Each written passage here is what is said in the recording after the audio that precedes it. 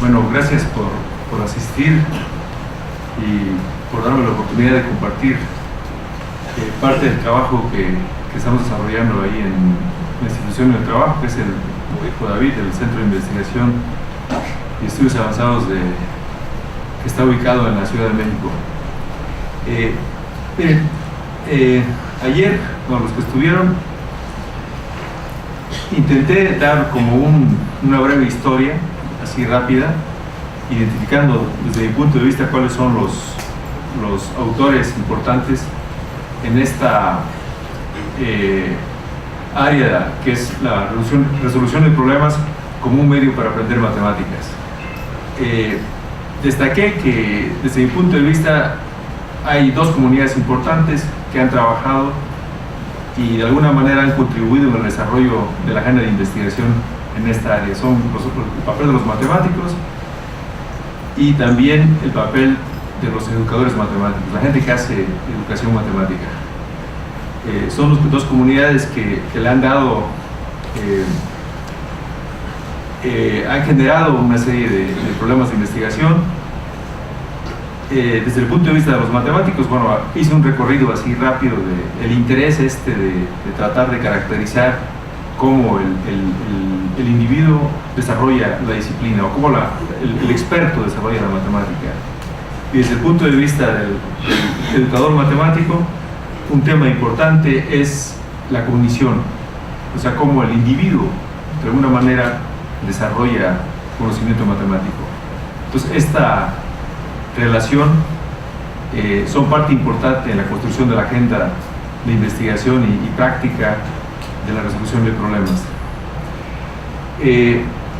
También mencioné algunos elementos sobre la importancia de las herramientas en la resolución de problemas, y algo que destaqué o intento destacar es el uso de las tecnologías digitales.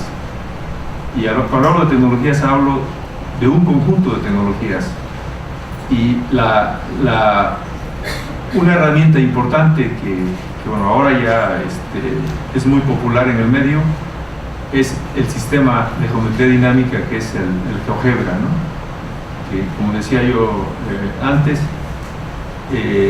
una de las ventajas que tiene este sistema es que es libre, ¿no? Ustedes lo pueden bajar en su computadora, en su teléfono celular, en su tableta y utilizarlo, ¿no? Ha evolucionado este sistema y voy a seguir mostrando algunos ejemplos donde intento mostrar qué es lo relevante cuando uno usa la tecnología en la resolución de problemas. Miren, lo que intento en esta charla, en esta plática, es ponerle más atención a la parte de la tecnología. O sea, ya este recorrido más o menos que hice ayer, traté de identificar en este recorrido cuáles son los elementos importantes cuando uno habla de resolución de problemas. Entonces, ahora lo que intento en esta charla es empezar a caracterizar las formas de razonar que uno puede construir, un estudiante, un profesor, cuando usa la tecnología. O sea, ¿qué es lo importante? Y en términos generales, más o menos, cómo puede uno caracterizar, hablar de, explicar el uso de la tecnología cuando uno resuelve problemas. Entonces, esa es la idea, la intención de esta plática.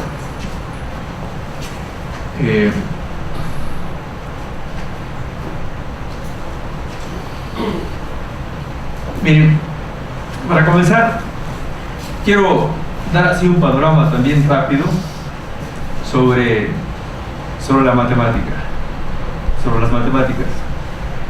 Cuando uno habla de matemáticas, ¿qué es el referente que le viene a la mente rápidamente a uno? Uno como profesor, uno como estudiante, ¿qué es lo importante?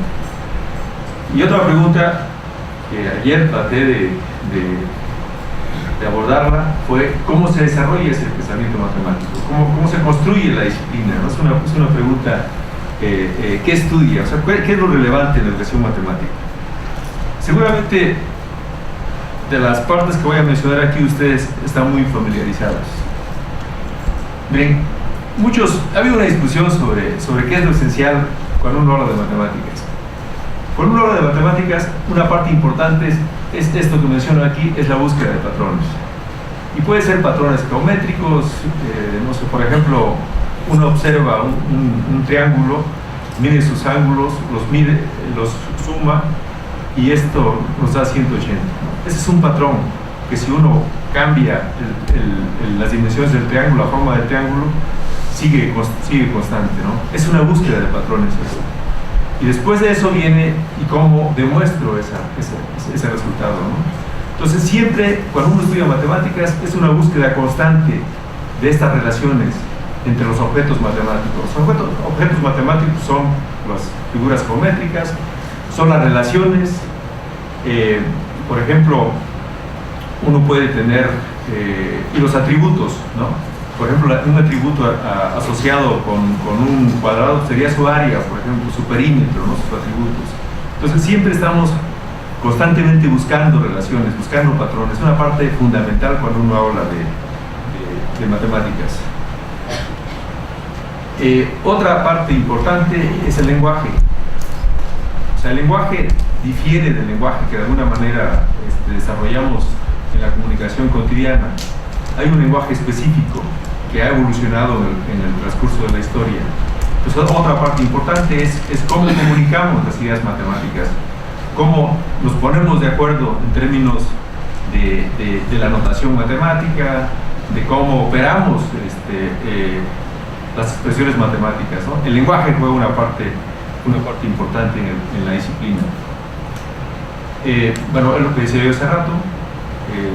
La ciencia de los patrones siempre es buscar qué pasa si yo hago esto. Es la búsqueda de invariantes, el planteamiento de conjeturas es un tema fundamental cuando uno estudia matemáticas. Uno plantea una conjetura y luego viene esta parte de cómo demuestro esa conjetura. Y ahí viene otro elemento importante que son las pruebas matemáticas, ¿no? Definiciones, la definición del concepto de función, cómo se define una función, es otro ingrediente importante cuando uno habla de matemáticas. Bueno, los axiomas, los teoremas, es una parte esencial del desarrollo de la matemática. También una parte que muchas veces no se aborda de manera directa es, uno tiene una conjetura y empieza a buscar maneras de cómo sustentarla. Una parte importante en ese proceso es el uso de argumentos empíricos. Empíricos quiere decir que todavía no son argumentos formales. O sea, yo puedo, por ejemplo, visualizar alguna relación y ese es un argumento empírico, o puedo cuantificar el comportamiento de un atributo de las áreas, por ejemplo, y ese es un argumento empírico y decir hay este tipo de relaciones. Entonces esa parte muchas veces el estudiante tiene poca oportunidad de ponerle atención a esos argumentos empíricos. En matemáticas son importantes y siempre hay esa idea de que es un punto de partida para poder, por ejemplo, construir un argumento acerca de la validez, no sé, del teorema de Pitágoras o de otras relaciones, ¿no? La parte empírica. Y cuando uno habla de las pruebas matemáticas, una parte importante es ese tránsito que va de lo empírico a lo formal. Es una parte importante. Bueno, los modelos también. Otro tema importante cuando uno habla de matemáticas. Cómo construyo los modelos de diferentes situaciones que pueden ser en contextos matemáticos, en contextos no matemáticos realistas, etcétera, ¿no? Pero los modelos también juegan una parte fundamental cuando uno habla de las matemáticas. Sobre el pensamiento matemático. O sea, ya tenemos más o menos una pintura ahí, un referente de cómo o cuáles son los ingredientes o los elementos importantes asociados con la disciplina. Ahora, vamos con el pensamiento matemático. En el pensamiento matemático, una parte fundamental, ayer traté de enfatizarla, de recalcarla, es esa parte de que el estudiante pregunte constantemente. O sea, detrás de una búsqueda de una conjetura, o del planteamiento de una conjetura, hay un proceso de preguntar. O sea, la matemática, cuando uno habla de resolución de problemas, lo asocia rápidamente con la parte esta inquisitiva. O sea, siempre es plantear una interrogante, buscar cómo responderla. Los problemas son dilemas que hay que resolver, y para resolverlos hay que interrogarse acerca de lo que significa el problema, acerca de cómo voy a buscar los métodos para resolverlos, etcétera, ¿no? Entonces, eso es una parte fundamental. Es que el estudiante sea un preguntón todo el tiempo. O sea, que cuestione, que se plantee una serie de preguntas, ¿no? Miren, un tema importante cuando uno estudia matemáticas es lo que se conoce en la literatura como la comprensión conceptual. La comprensión conceptual básicamente es de que todo conocimiento en matemáticas está conectado, o sea, no está aislado. Entonces, siempre hay que tratar de buscar esas conexiones de manera así general, ¿no? El significado, o sea, ayer yo mencionaba algunos ejemplos cuando uno habla de resolución de problemas, de que a veces el estudiante resuelve un problema y no se cuestiona acerca de si la respuesta o la solución realmente tiene sentido. Es otra parte importante cuando uno habla de resolución de problemas. Bueno, las conexiones, las extensiones de los problemas es una parte importante, ¿no? Bueno, el razonamiento, ¿no? Cuando uno habla de resolución de problemas también es una parte importante, ¿no? Tengo una conjetura, la trato de sustentar. Si no la logro sustentar, posiblemente busco un contraejemplo para rechazarla. Es una parte importante, ¿no? Entonces, aquí el énfasis que quiero plantear es de que en esta búsqueda de sustento de relaciones, una parte fundamental es usar diferentes argumentos. En general, en la educación matemática, cuando el estudiante estudia matemáticas, se enfatizan mucho la parte formal, pero la parte formal viene de estos tipos de argumentos no tan formales como los empíricos, los visuales. Eso también es importante en el estudio de la disciplina. Mire, también es importante esto, que muchos creen que ya no es ahora con todos los desarrollos de la tecnología la parte de la fluidez, o sea, que el estudiante aprenda ciertos procedimientos, ¿no? O sea, no quiere decir que hay que dedicar demasiado tiempo a que el estudiante aprenda las reglas, los algoritmos para poder, no sé, encontrar máximos y mínimos, ¿no? Hay ya herramientas interesantes que permiten hacer este tipo de cosas, pero sí es importante que tenga cierta fluidez cuando aplique o cuando trate de operar los conceptos matemáticos. Miren, un poco más adelante voy a hablar más sobre esta parte de la fluidez operacional, sobre las operaciones. Ya con esas herramientas como la tableta esta o el teléfono celular, hay varias aplicaciones que incluso hay una que se llama Photomap, así, Photomap. Yo por aquí la tengo en la tableta o aquí en el celular. Miren, esa es una aplicación, ustedes la instalan en su teléfono y lo que hace la aplicación es, ustedes tienen, por ejemplo,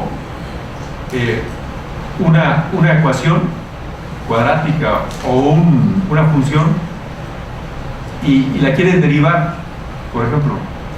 Entonces lo único que tienen que hacer es acercar el móvil, el celular a la expresión, la enfocan y en automático les sale la respuesta.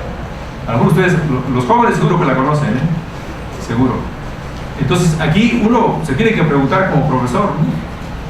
¿Sigue siendo importante que el profesor, que el estudiante, perdón, haga ejercicios y ejercicios de cómo derivar? ¿O hay que plantearse otras preguntas? Entonces eso existe y el estudiante la va a utilizar independientemente de lo que el profesor haga, ¿eh? Entonces es posible, incluso uno le puede poner, muéstrame los pasos, y le pone ahí primer paso, segundo paso, hasta llegar al resultado final. O sea, para resolver ecuaciones, para sacar derivadas, para integrar, es solamente tomarle una foto se llama Photomap. Por aquí la tengo, si quieren después la vemos, ¿no? Entonces eso ya plantea la discusión. ¿Qué hacemos ahora con ese tipo de aplicaciones, ¿no? Por ejemplo, ¿no? resolución de problemas, ¿no? O sea, tres elementos importantes: la matemática, el pensamiento matemático y la resolución de problemas. Son tres áreas importantes que están conectadas. Entonces, cuando uno habla de resolución de problemas, ¿de qué hablamos? Miren, ya lo he recalcado en las otras intervenciones que he tenido. Cuando uno habla de resolución de problemas, un componente importante son los problemas.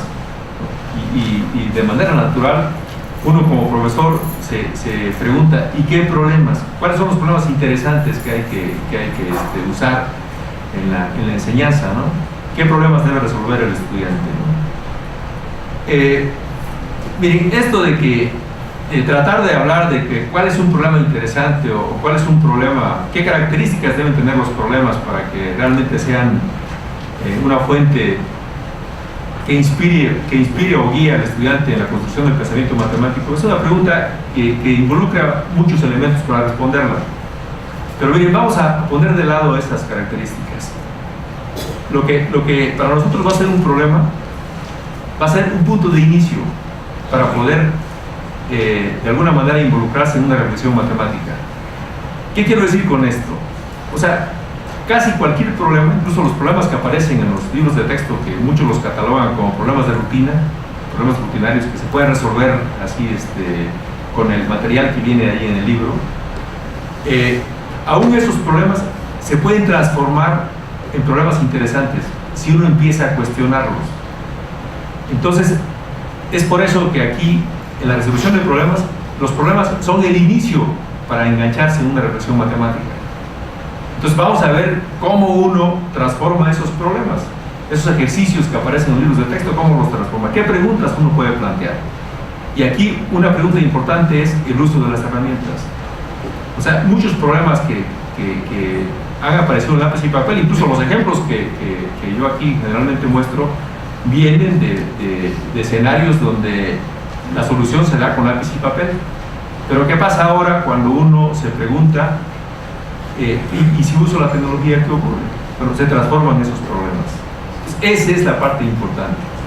Que el profesor, que el estudiante transforme esos problemas en una serie de actividades, en otros problemas, pues. Y ese es, yo creo, un componente importante cuando uno habla de la resolución de problemas. ¿Qué más? Miren, esa es una de las críticas importantes que se le hace a toda esta corriente que le da mucho énfasis a las evaluaciones internacionales. O sea, aquí cuando uno resuelve un problema, siempre una parte importante es buscar diferentes maneras de cómo resolverlo, diferentes métodos de solución. Es una parte fundamental. Ahora, ¿por qué es importante? Es importante porque aquí el estudiante tiene la oportunidad de contrastar los conceptos que se utilizan en cada uno de los métodos. O sea, un método puede ser, por ejemplo, usar ensayo y error, un método eficiente. Otro método puede ser usar la parte algebraica. Entonces, en un momento, el estudiante de alguna manera contrasta el potencial de las herramientas y de los conceptos que utiliza para resolver un problema. Entonces, en general, por ejemplo, cuando un estudiante resuelve una prueba de estas estandarizadas, pues no se le da la oportunidad de hacer esa reflexión. O sea, lo que importa es responder bien y rápido y pasar al siguiente problema. Ese es uno de los problemas, de las críticas importantes que se le hace a este modelo de exámenes estandarizados. Entonces, la idea, si uno quiere realmente que el estudiante construya un pensamiento robusto, es engancharse en esta reflexión. O sea, uno, ¿cómo transformo los problemas? Dos, buscar diferentes maneras de cómo resolverlo. Y tres, contrastar estas ideas, estos conceptos, estas estrategias que utilicé para resolver los problemas. Esa es la parte fundamental cuando uno habla de pensamiento matemático. Y son lo que realmente acercan al joven a la construcción de un pensamiento matemático, ¿no? Lo demás es casi buscar recetas de cómo resolver una pregunta de manera rápida, ¿no? Finalmente eso no es lo fundamental cuando uno estudia matemáticas, ¿no? Entonces yo creo que es uno de los temas importantes. ¿Qué más? Bueno, las estrategias. Otra vez, las estrategias juegan un papel importantísimo, ¿no? De hecho, ayer hablé un poco de esto, de la parte de las heurísticas. casuísticas es un tema fundamental. Hay que poner atención a esto de las estrategias. Hablé también de la parte esta metacognitivo. El metacognitivo es básicamente controlar su propio proceso, el individuo controlar el propio proceso de cómo resolver los problemas, ¿no? Es una parte fundamental cuando uno habla de resolución de problemas.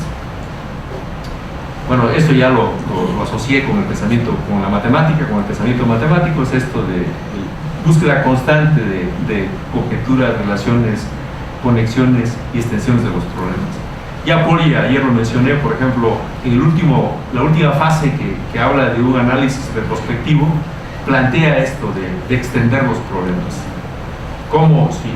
Si esto está asociado también con lo que acabo de mencionar, en el sentido de transformar esos problemas de rutina que nosotros, o que los estudiantes resuelven generalmente en sus cursos, ¿cómo los cambio, los generalizo?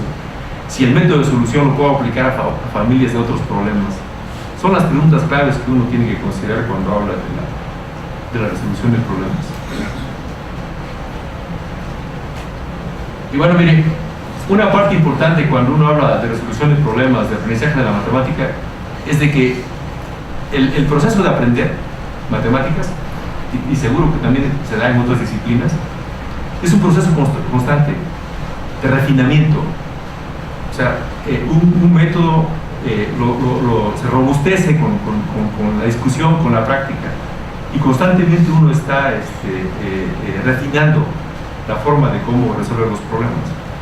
Entonces, incluso formalmente hablando, no se puede decir de que alguien, por ejemplo, entiende el concepto de función, porque el concepto de función es tan amplio que lo que está, o la derivada, ¿no? Alguien que diga, este joven ya aprendió la derivada. La derivada, hablar de la derivada, por ejemplo, tocando ese como un ejemplo, uno cuando habla de la derivada habla de reglas de derivar, eso que mencioné yo aquí para calcular la derivada. Habla, por ejemplo, del concepto de límite, la derivada como un límite de una función. Habla, por ejemplo, de la definición formal de épsilon, delta, en términos de la derivada. Habla de aproximaciones. Habla del significado geométrico de la derivada, etcétera, en la lista. Entonces, cuando uno se plantea la pregunta, ¿se entiende el concepto de derivada? O sea, no es solamente enfocar la atención si sabe calcular derivadas, es todas las conexiones que puede hacer de estas cosas que había mencionado hace rato. O sea, razón de cambio, significado geométrico de la derivada, la definición formal de derivada como un límite. O sea, todo eso son parte de la comprensión del concepto de derivada. Entonces, de eso se trata, de que el estudiante empiece a conectar todas esas ideas. Entonces, ahí es donde yo hablo de un refinamiento. Ahora, no quiere decir de que el que domine, por ejemplo, las reglas de derivación, no entiende la derivada. O sea, está en un proceso de ir comprendiendo este concepto. Entonces, cuando empieza ya a conectarlo, ya son síntomas de que el estudiante está desarrollando una comprensión robusta de ese concepto. Y casi cualquier concepto de matemáticas es eso. El concepto de función, el concepto de variable y todo está conectado. Entonces siempre es ese proceso de ir refinando el concepto, ¿no?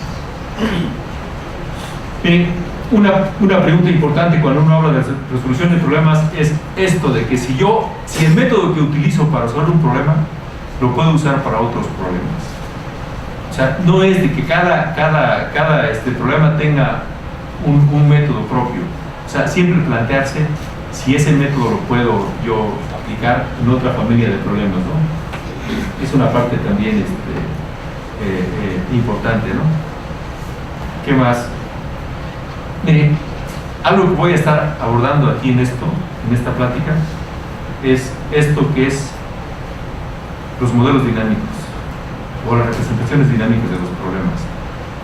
Y desde mi punto de vista, esto ha sido uno de los desarrollos más importantes en el estudio de la matemática con el uso de la tecnología. O sea, esto, dinámico quiere decir movimiento, o sea, los objetos no son estáticos como generalmente uno los encuentra con lápiz y papel. Aquí tienen movimiento. Entonces vamos a estudiar ese movimiento, vamos a ver qué pasa cuando uno mueve ciertos objetos dentro de ese modelo, qué pasa en términos de, por ejemplo, los ángulos, si el modelo incluye alguna figura geométrica, qué pasa, por ejemplo, con los problemas de cálculo, con la variación, qué pasa con cómo se comporta la variación, y todo eso va a ser de manera dinámica. Entonces, yo creo que es una de las contribuciones más importantes de la tecnología al estudio de la matemática, es eso de mover cosas, mover y preguntarse sobre el movimiento, plantear conjeturas y buscar maneras de cómo sustentar esos David, ¿me puedes un paso por favor?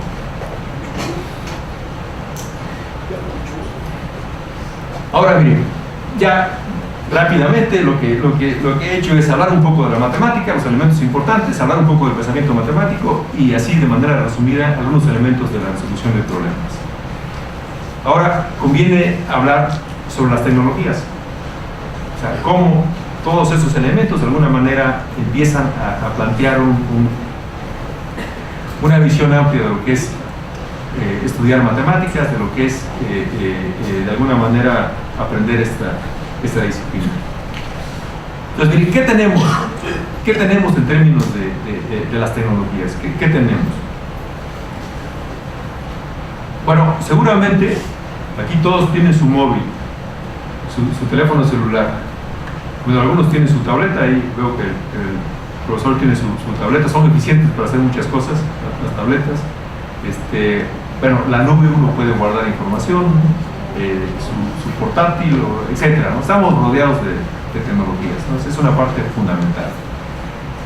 La pregunta que hay que plantearse aquí es cómo usamos esas tecnologías ahora en algo que nos interesa, que de alguna manera es una parte importante de las cosas que hacemos, es que el estudiante aprenda matemáticas. Esa es la componente, la pregunta desde el punto de vista importante. Pero también tenemos un sinnúmero de aplicaciones, tenemos redes sociales, tenemos el correo electrónico, que cada vez ya se utilizan otros medios, aplicaciones de comunicación, podemos ya comunicarnos a cualquier parte del mundo.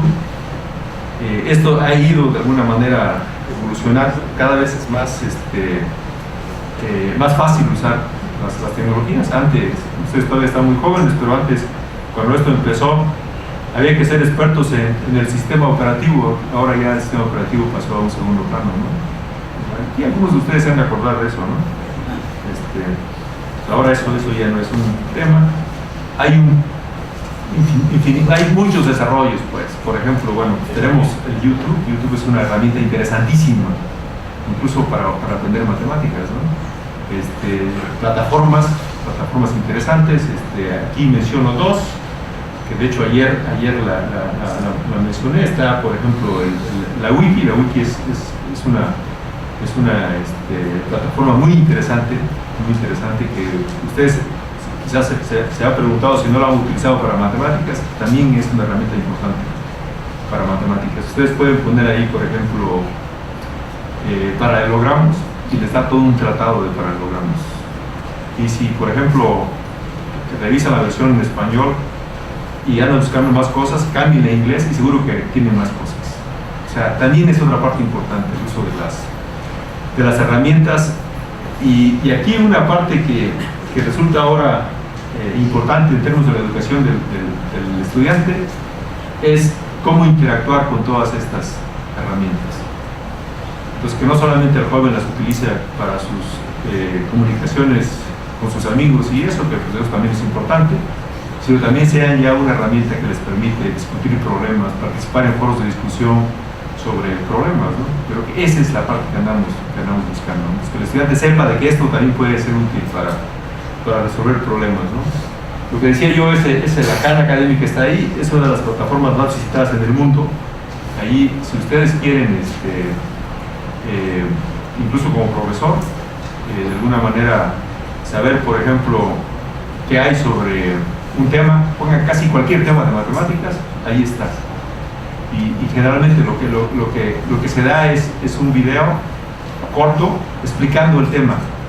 Luego se dan unos ejercicios, incluso en la plataforma está dividido para profesores y para estudiantes. Si quieres profesor, hay todo un menú que uno puede seguir. Si eres estudiante, pues también. Incluso, miren, con todo esto de ahora de que seguramente ustedes ya han vivido esto de que uno empieza a buscar información y de pronto lo bombardean con información relacionada con el tema que andaban buscando.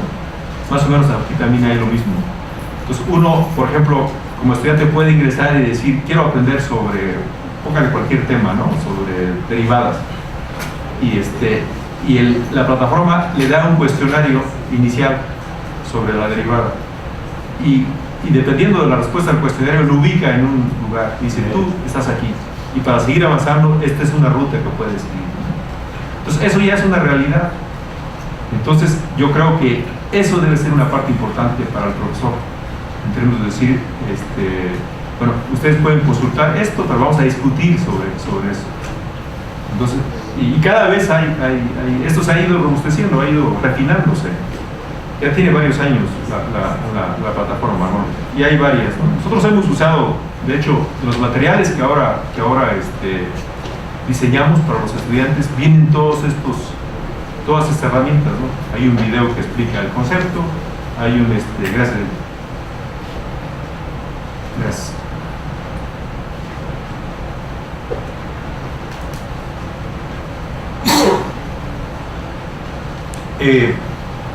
Ya ayer mencioné esto de los MOOCs.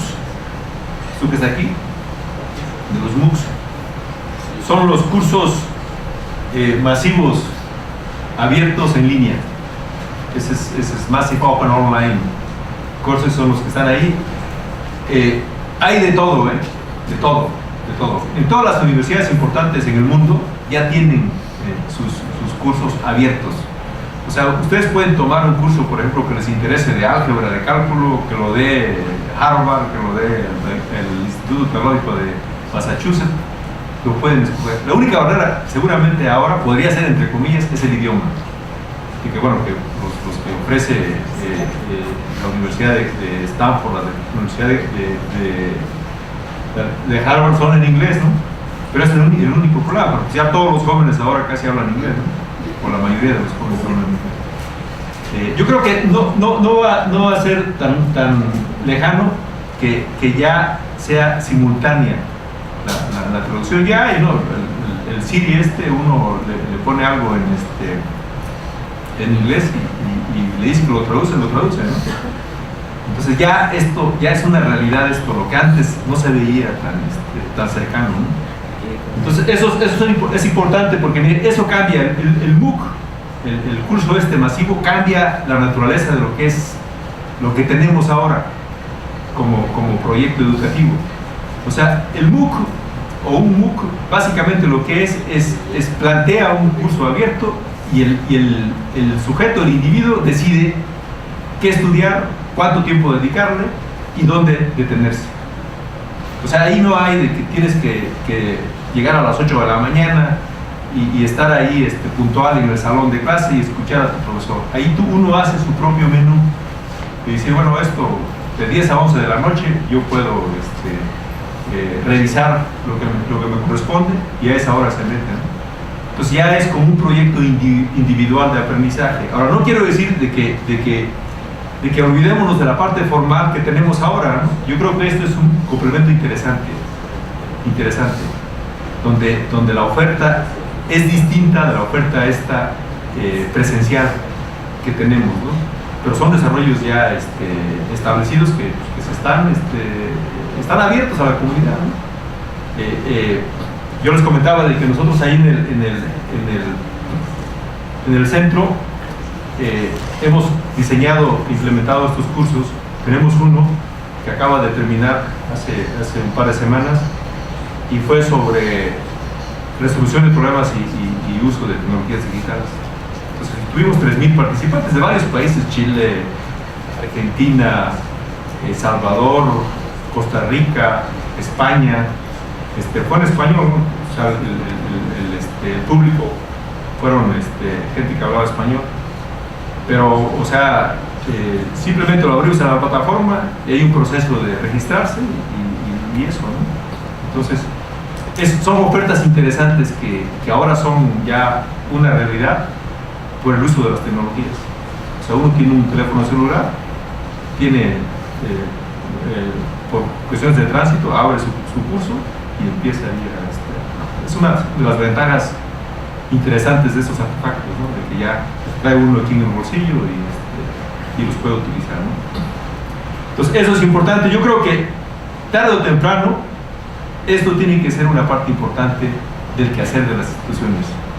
Entonces, si ustedes se están preparando para ser profesores o para hacer educación matemática, esto es un tema importante. Y como lo he repetido varias veces y casi en todas las charlas que doy, la tecnología no es una moda, la tecnología llegó para quedarse. Y cada vez tenemos mejores tecnologías. Entonces, es mejor entrarle pronto a esto que tratar de esquivarlo. O sea, eso es una realidad. Y miren, ahora esto es cada vez más fácil de utilizar y realmente tocar lo que es la esencia. La esencia es que aprendan, en este caso, matemáticas, ¿no? Ese es uno de los retos importantes cuando uno habla de las tecnologías digitales. Bueno, estas son las tecnologías que nosotros estamos utilizando. Aquí está, esta es la que ya mencioné hace rato. Son dos plataformas muy importantes. GeoGebra, como ya decía, es libre y de alguna manera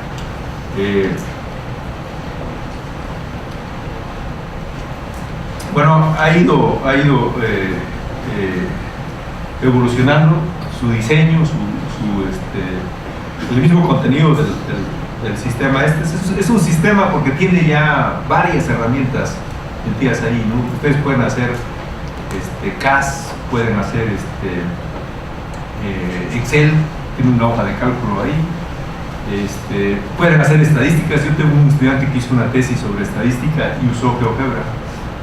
Entonces es un sistema muy robusto, en donde básicamente lo que hay que hacer es empezar a ver qué herramientas para nosotros son importantes e ir incrementando su uso, ¿no? Antes yo recuerdo, pues, más o menos tenemos trabajando un buen tiempo en esto, pues teníamos una calculadora, teníamos un Excel y teníamos el Cabri Geometry, por ejemplo, ¿no? Y eran tres herramientas que teníamos en la mesa, ¿no? Ahora esas tres herramientas están metidas en una. Que de hecho, ese era, más o menos yo conozco al que diseñó el Cabri, y ese era su proyecto, era integrar las herramientas, ¿no? Bueno, este proyecto de GeoGebra realmente concretó eso que siempre era como un sueño para los diseñadores de tecnologías, integrar varias herramientas, que de hecho, miren, es una parte fundamental en términos de tecnologías. Antes las tecnologías, las que teníamos hace, no sé, 20 años, mi mismo departamento, por ejemplo, tenía una parte ahí que hacía tecnologías y se diseñaron en esa época, vamos a ponerle 20 años a lo mejor, se desarrollaron diferentes softwares para resolver problemas muy particulares. O sea, por ejemplo, había uno para estudiar las funciones lineales, ¿no? Y había una herramienta. Había otro para estudiar las cónicas y así. Bueno, ahora esto cambia la interfase en el diseño. Lo que tenemos, por ejemplo, ahora en estas herramientas como el GeoGebra, tenemos herramientas. Y las herramientas nos sirven para estudiar geometría, álgebra, cálculo, probabilidad y todo. Es una parte fundamental en términos del diseño, y eso fue lo que de alguna manera ahora yo creo que los ha mantenido. Lo que ha hecho o lo que se está haciendo es cada vez refinar esta herramienta, ¿no? Es una de las partes importantes. Ahora, eso como todo esto, miren, matemáticas, pensamiento matemático, resolución de problemas, tecnologías, así más o menos. Ahora, ¿cuáles son los escenarios de enseñanza o de aprendizaje que de alguna manera pueden emerger en este contexto de estas cuatro temas o elementos que he descrito aquí, ¿no? Miren, sabemos que un estudiante viene con una historia distinta. Entonces, seguramente que en un futuro no muy lejano eso va a ser una parte importante. O sea, que el estudiante vaya de alguna manera desarrollando sus habilidades, su forma de pensar de acuerdo con su historia, sus motivaciones. ¿Qué quiero hacer? O sea, ¿qué hay un menú que tú puedes caminar? O sea, lo que tenemos ahora esa variable es muy difícil tomarla en cuenta. O sea, pensamos de que todo el estudiante que nos llega es lo mismo y planteamos una clase para todos. Aquí parece que con la tecnología es posible empezar a diferenciar estos perfiles de estudiantes. Bueno, lo que sí es claro es esto de que estas herramientas que tenemos ahora han empezado a romper las barreras geográficas, ¿no? O sea, antes era así confinado el ambiente, ¿no? Ahora uno puede ser miembro de una comunidad internacional. Incluso, por ejemplo, a nivel de investigación, pues hay grupos de investigación que se puede interactuar, no importa dónde estén, ¿no? A lo mejor aquí una barrera podría ser el horario. O sea, que aquí y España son 7 horas de diferencia, ¿no? O el idioma, ¿no? En algunos casos, ¿no? Pero si más o menos uno se comunica en inglés, pues ya se rompe también, ¿no? Entonces uno puede ya, los mismos estudiantes, o sea, pueden armar grupos de discusión, intercambiar información, intercambiar experiencias con estudiantes de otros países. Pues ya esto de aprender no es algo confinado, es algo que uno puede extender dependiendo de las posibilidades de tiempo y eso, ¿no? Bueno, tenemos, o sea, esto que acabo de mencionar, desarrollos digitales, herramientas como estas, ¿no? Las tabletas. Tenemos muchas aplicaciones, o sea, hay muchas herramientas importantes ahora. Yo lo que repetía yo ayer era esto, de que la idea es cómo coordinamos todas esas herramientas para que sean herramientas que sean importantes para aprender la disciplina, ¿no? Bueno, mire, un tema importantísimo son los libros de texto. Miren, los libros de texto, como estaban diseñados hasta hace poco tiempo, incluso todavía por ahí siguen diseñados, son obsoletos, ¿eh? Ahora hay que pensar en libros distintos, materiales distintos. Los materiales que estamos pensando ahora son aquellos que integran todas las herramientas. O sea, uno está estudiando, por ejemplo, el concepto de derivada. Bueno, ahí hay un video donde un experto que conoce el tema va a introducir el concepto de derivada. O sea, va a explicar el concepto de derivada. Tenemos unos ejemplos en donde, por ejemplo, si hay algo que no recuerde el estudiante, lo podemos mandar a una liga donde le permita recordar ese concepto.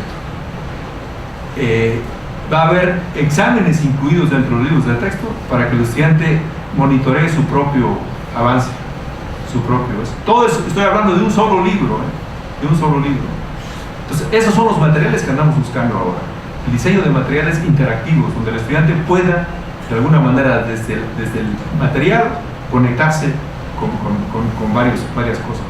Esto es posible. Nosotros hemos intentado ya plantear, yo tengo un par de libros publicados en iTunes, aquí en la plataforma de la Apple, en donde tenemos este modelo. O sea, le damos el problema, en algunos casos lo guiamos para que construya el estudiante el modelo dinámico, se plantee preguntas, hay explicaciones con videos, incluso usamos, por ejemplo, esto que mencioné hace rato de la Khan Academy. Traemos a alguien de la Khan Academy que explica el concepto y está ahí en el material, en el libro. Entonces es muy difícil ya que un joven, un niño que creció con esto, lo pongamos a leer los libros que nosotros leímos. No son ni atractivos ni plantean cosas interesantes. Entonces eso es ya un tema de investigación, un tema de diseño a los que hacen educación matemática, cómo ahora diseñamos este tipo de materiales interactivos, que el estudiante pueda mover, pueda plantearse preguntas, pueda interrogar a otros, pueda discutir con foros de discusión, no solamente con sus estudiantes, con otros compañeros estudiantes, también con gente experta. Por ejemplo, este MOOC que nosotros implementamos, tenemos un grupo de trabajo nosotros ahí en el departamento, y todas las preguntas, no todas, algunas preguntas que lanzaban los participantes las revisábamos y buscábamos la manera de cómo fomentar la discusión o responderlas. Entonces eso lo hacíamos donde estuviéramos. Entonces ya no es necesario que realmente tengamos un ambiente formal en ese sentido, ¿no? Entonces esas son las cosas que ya hay que empezar a pensar y a trabajar, ¿no? ¿Cómo las resolvemos, no? Es lo que decía, ¿no? Los foros en línea de discusión, o sea, las redes sociales pueden funcionar como un foro para discutir problemas. Y bueno, habla de foros sincronizados. Sincronizados es cuando son en vivo. Yo pregunto y alguien me responde. Y los no sincronizados son cuando tengo una duda, la lanzo y alguien ahí del grupo de discusión la va a responder. Y la va a responder pues, cuando tenga tiempo, cuando pueda, ¿no? Entonces eso también es una parte importante, ¿no? En los foros.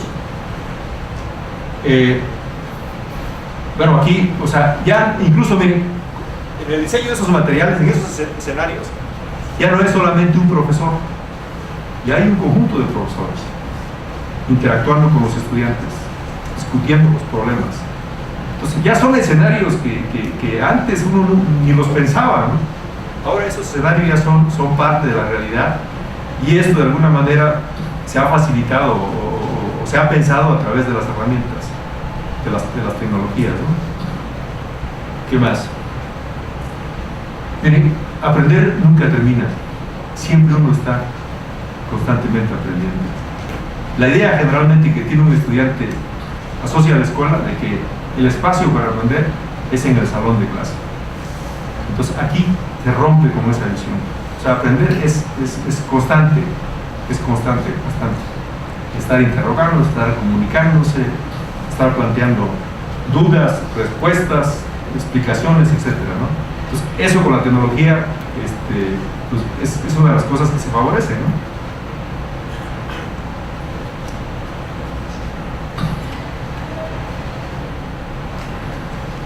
Son las innovaciones asociadas con el uso de las tecnologías, ¿no? Entonces, miren, aquí dos elementos importantes. En los ambientes formales se le da mucha importancia a la parte individual.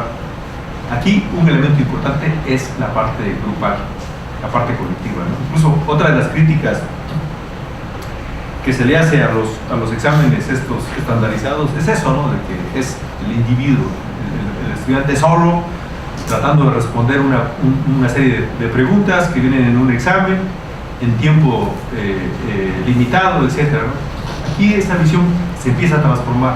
O sea, aquí se vale dialogar, se vale preguntar y se vale resolver problemas en conjunto.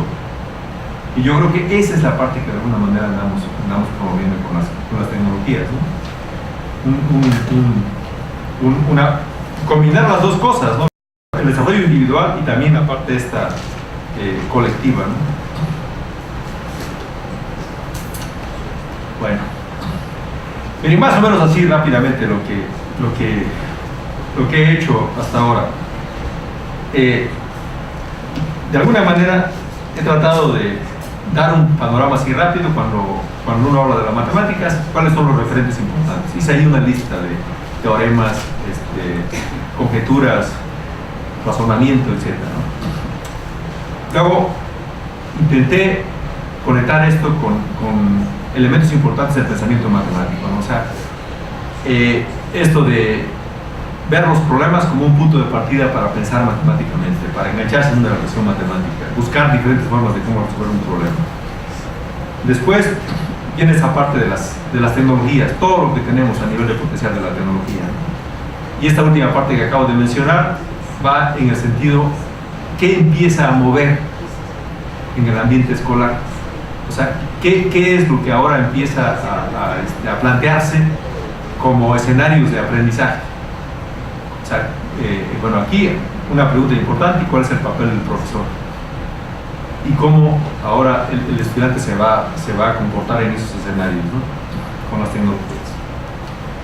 Es más o menos así, de manera resumida, vamos a poner como la primera parte de esta charla, ¿no? En lo que intento ahora, en lo que sigue, vamos a ver problemas. Vamos a discutir algunos problemas y ver cuál es ese razonamiento que de alguna manera se puede generar a través del uso de las tecnologías. En este camino voy a empezar, es un primer intento, se los confieso. De hecho, esta es una publicación que va a salir en un libro pronto, en un libro sobre resolución de problemas. Yo creo que en un par de meses sale este libro, y es un capítulo que yo escribí en este libro, donde trato de caracterizar las formas de razonar que el estudiante o el profesor puede construir con el uso de las tecnologías. Entonces identifico ya algunos elementos alrededor de esta categorización. Entonces, mire, un primer punto cuando uno habla de las tecnologías, en particular de los sistemas estos de geometría dinámica como el GeoGebra, es lo que he estado aquí recalcando todo el tiempo: el movimiento de las figuras. Ahora, si ustedes no tienen una idea de lo que estoy hablando, ahora les voy a dar algunos ejemplos de qué quiere decir el movimiento, ¿no? Entonces, y voy a poner un ejemplo para ver eso. Ahí creo que ahí lo menciono, ¿no? Bueno, bien, guárdense de esta primera parte esos tres elementos: el ortocentro, el circuncentro y el centroide. O sea, esto está asociado con las rectas notables. Aquí también se les llama rectas notables. Es eso, es asociado. Pues aquí la pregunta que planteo ahí es cómo encontrar el área de un triángulo en donde identifico como vértices el ortocentro, el circuncentro y el centroide. Esa es es una pregunta fácil que se ve desde la enseñanza elemental, pero quiero ilustrar el potencial de la herramienta para que vean cómo eso del movimiento juega un papel importante. Ustedes pueden ya ir pensando ahí. Tengo un triángulo cualquiera, encuentro el centroide son las medianas. Estas son las medianas, no sé, intersacan, ahí está el centroide. El ortocentro son las alturas, ¿no? Estas son las alturas donde se cortan, ahí está el ortocentro. Y el circuncentro es de las mediatrices. La mediatriz donde se corta son 3 puntos. Entonces la pregunta es, ¿cuál es el área? Queda claro el problema, ¿no? Clarísimo. Bueno, lo vamos a explorar con la parte dinámica. O sea, ¿qué significa eso del movimiento? Es una parte que voy a estar enfatizando. Miren, otra categoría de los problemas que se pueden resolver con la tecnología es esos problemas que son los problemas de cálculo. Cuando uno estudia cálculo, lo que interesa cuando uno estudia cálculo es analizar la variación de un fenómeno. O sea, cómo cambia, cómo representa un fenómeno y cómo de alguna manera puedo cuantificar su variación. O sea, la cuantificación de la variación está relacionada con la derivada, que son los problemas de cálculo. Eso es básicamente el tema así global cuando uno habla de esos problemas. Bueno, vamos a ver qué aporta la tecnología, qué aporta el uso de estas herramientas para analizar esos problemas, en términos de forma de razonar, de representar, etc. Eso es otro tema importante. Miren, en muchos problemas que seguramente ustedes han trabajado, hay figuras, ¿no? Hay figuras, o sea, dicen en esa figura demuestre tal relación si tenemos estos datos, ¿no? Por ejemplo, ahí Schoenfeld tiene un problema que ha sido muy estudiado después de su libro. Él lo que dice es, por ejemplo, tiene un problema donde dice, hay dos rectas, de hecho las dibuja, las rectas así, dos rectas, que se cortan, no son paralelas, se cortan, toma un punto sobre una de las rectas, y lo que dice, con regla y compás, trace una circunferencia que sea tangente en ese punto que seleccioné y también sea tangente a la otra recta. ¿Se la imagina, no? Así, y una circunferencia que sea tangente a las dos rectas por ese punto dado. Es un problema en los que trabaja Schoenfeld. Incluso cuando les da el enunciado a los estudiantes universitarios, les da la figura, y les piden que resuelvan el problema. Bueno, ahí hay una figura. Miren, cuando uno usa la herramienta, la tecnología, en este caso el sistema de geometría dinámica, la primera pregunta que se plantea es ¿cómo puedo dibujar esa representación? ¿Cómo la puedo dibujar? Pero por ejemplo, ahí hay dos caminos así rápido que se me ocurre rápido, ¿no? Uno es, por ejemplo, yo podría dibujar la circunferencia y luego trazar las tangentes, ¿no? O al revés, ¿no? Primero trazar las como Rochon y luego esa pregunta no se la plantea el estudiante cuando hace lápiz y papel. Lo que busca son algunas propiedades que le lleven a hacer la construcción. Bueno, aquí una parte importante es la exploración de estas propiedades. Explorar qué ocurre, qué pasa, ¿no? O sea, reconstruir figuras es un tema importante ahora con el uso de la herramienta. O sea, esa es una parte que antes no era importante, aquí es importante. Entonces voy a hacer, esta es otra categoría. 4. Miren, como decía yo hace rato, ¿cuáles son los problemas? Pero los problemas no van a ser problemas sofisticados. Muchos de los problemas los vamos a sacar de los libros de texto donde vienen, y la idea es transformarlos. Entonces voy a poner un ejemplo de ese caso. Tomamos un problema de un libro y ahora nos planteamos qué pasa si yo ahora, para resolver ese problema, para intentar resolver el problema, yo uso las herramientas. Y vamos a ver cómo el problema se transforma. Y ya lo que se tenía como objetivo, como meta, se transforma. Hay un conjunto de actividades que uno puede plantearse, ¿no? Y la última categoría es esta que le llamo yo de que, o sea, no hay un problema de entrada, así como siempre más o menos tenemos, que hay un problema que le pedimos que resuelva al estudiante. Bueno, aquí lo que va a hacer el estudiante va a ensamblar una configuración o un modelo, y va a mover cosas dentro del modelo y plantearse preguntas, y eso lo lleva a generar resultados matemáticos. Vamos a dar un ejemplo de alguna configuración ahí simple, y cómo, moviendo y preguntándose, el estudiante puede formular problemas o nuevos problemas. Esas son las 5 categorías que más o menos quiero ilustrar, compartir con ustedes.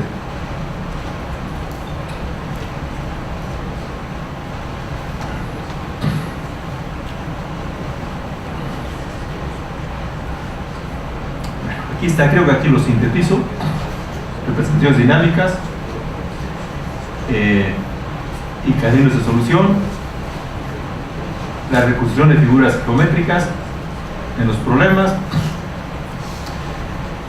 Bueno, los modelos dinámicos de variación es otra categoría. Transformar un problema un problema rutinario. Rutinarios son los problemas que aparecen en libros de texto, y plantearlo como una tarea de investigación. Y el final, ese que acabo de mencionar, es construir algunas configuraciones, modelos dinámicos que no son más que poner, no sé, rectas, triángulos, ángulos, y poner la atención y mover cosas y plantearse ese ejemplo, ¿no? Es más o menos los problemas que quiero. Aquí vienen algunos ejemplos. Vamos a ver. Este es el primero.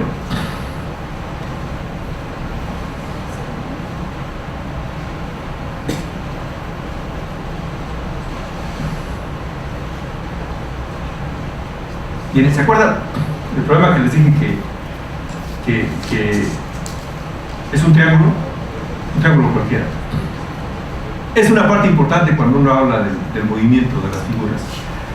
O sea, ese triángulo, lo único que hice fue, o sea, lo puedo mover, ¿no? Es el movimiento que ando buscando. O sea, puedo mover los vértices, puedo mover, o sea, es eso, ¿no? Siempre que uno trabaje o use un sistema dinámico, En general, las representaciones son familias de objetos. O sea, aquí tengo un triángulo, pero en realidad tengo una familia que la puedo generar moviendo, ¿no? Moviendo cosas. O sea, son muchos triángulos los que puedo pensar. O sea, eso no se puede hacer con lápiz y papel. El triángulo que dibujamos va a ser un triángulo fijo y punto.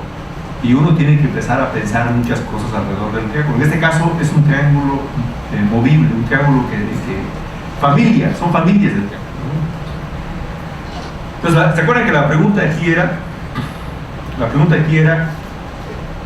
¿cuál es el área del triángulo que se forma con el ortocentro, el circuncentro y el centroide o sí, centroide también se llama, ¿no? El centro del triángulo, que es la intersección de las medianas, ¿no? Bueno, o sea, si alguien, por ejemplo, no se acuerda qué es el centroide, qué es el ortocentro, pues agarramos aquí una liga y nos lleva a la wiki, y la wiki te dice todo. Te dice ahí que es un centroide, te dice cómo, qué es que por cierto, hay una parte interesante, de cuando andamos trabajando estos problemas, por ejemplo, la altura de un triángulo, si uno se va a la red y pregunta a internet y pregunta a Google o al servidor sobre qué es la altura de un triángulo, es interesante que hay muchas definiciones que no son correctas, ¿no? Miren, cuando habla uno de la altura de un triángulo, muchos hablan de la recta perpendicular que va de un vértice al lado opuesto, ¿no? La altura es la longitud del segmento y no es así la recta, ¿no? Entonces uno empieza a ver de que incluso el material que ves está en la red no es tan preciso, pero tiene uno que hacer un análisis fino de todas estas. Creo que la wiki lo trae bien, la Wikipedia, pero hay otras páginas que no necesariamente tienen información, y esa es la parte importante desde el punto de vista de la búsqueda de información. Bueno, miren, vamos aquí vamos a trazar, si queremos, vamos a localizar los tres vértices, ¿no? El ortocentro, el circuncentro y el centroide, ¿no? Vamos a trazar. Entonces aquí, con la trazo aquí, esas son las medianas, ¿no? Es el centroide. Ahí está, primer punto, primer vértice, P. Ahí está. Segundo vértice, trazo. Esas son las mediatrices. A ver, voy a moverle un poco. Ahí está. Esas son las mediatrices. O sea, es el punto medio y la perpendicular, ¿no? Ahí son dos puntos. Y ahora me faltan las alturas. Ahí están las alturas. Esto lo puedo hacer, ¿eh? O sea, aquí ya lo que hice fue esta construcción que hice en GeoGebra, la puse aquí en la presentación. Entonces, miren, esto que estoy mostrándoles aquí es más o menos el tipo de material que podemos diseñar con estas herramientas. Esto, para el diseño de esta presentación, utilicé el iBooks de la Mac, y utilicé también, bueno, el GeoGebra y el Keynote. O sea, una combinación de varias herramientas, ¿no? Pues eso es posible para hacer materiales de este tipo, ¿no? En términos de... Pues ahí está, ¿no? Ese es el vértice, es P, O, P y Q, ¿no? Son los vértices, ¿no? O R, creo que le puse ahí, no sé cuál sea. Entonces quiero de alguna manera calcular el área del triángulo. Como que se ve algo raro ahí, ¿no? ¿Y qué pasa si yo muevo? A lo mejor solamente me traicionó ahí está. O sea, una de las partes importantes de esto es que las construcciones que yo se mantienen.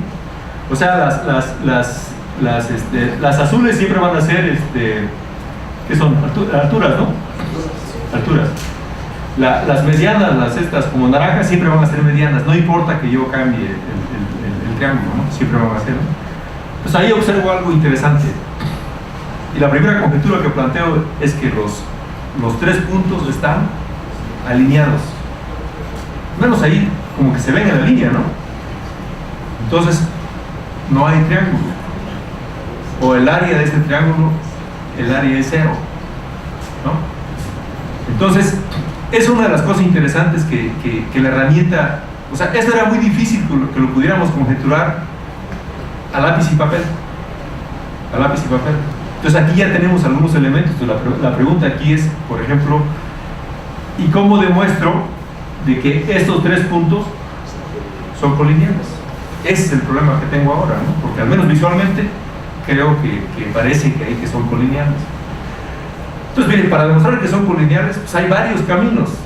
Un camino, por ejemplo, podría ser, y eso también con la ayuda de la herramienta, es que yo calcule la distancia que hay de aquí a acá y de aquí a acá, y que sea igual a la distancia que hay de aquí a acá, ¿no? Concepto de distancia. Es una forma analítica de resolver, bueno, ya en este caso con la herramienta. Otra forma de resolver, pues las pendientes, ¿no? Yo calculo la pendiente de la recta que pasa por este punto, esos puntos, y la recta que pasa por estos puntos. Si las pendientes son iguales, quiere decir que están alineados, ¿no? Lo puedo pensar con geometría analítica, con las ecuaciones de las rectas, encontrar los puntos y sacar el área del triángulo. El área del triángulo vale 0. Entonces, miren, eso es lo importante del uso de la herramienta. O sea, que nos puede, de alguna manera, ayudar a identificar relaciones que con lápiz y papel era muy difícil que los planteáramos.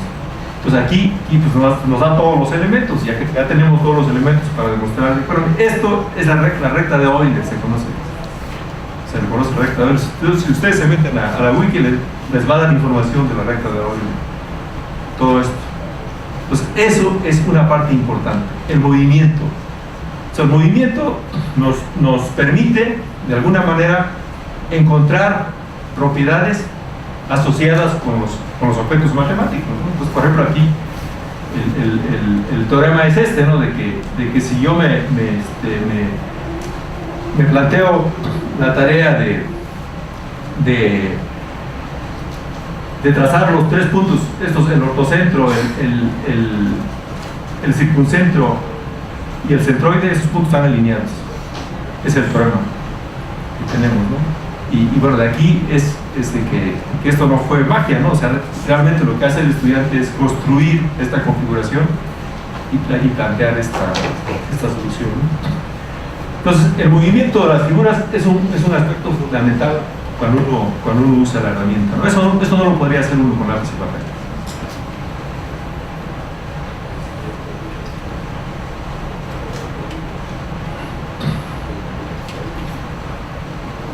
Entonces hay muchos problemas en ese camino, ¿no? A ver, vamos a ver otro. ¿Sí queda claro, más o menos? Otro problema.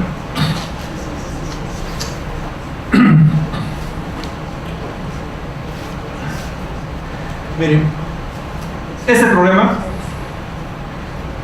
es para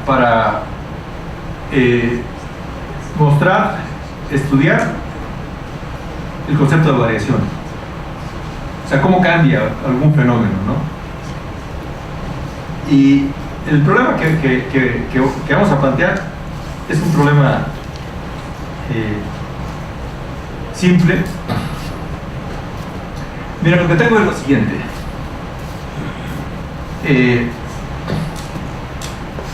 Esto que está aquí, OB,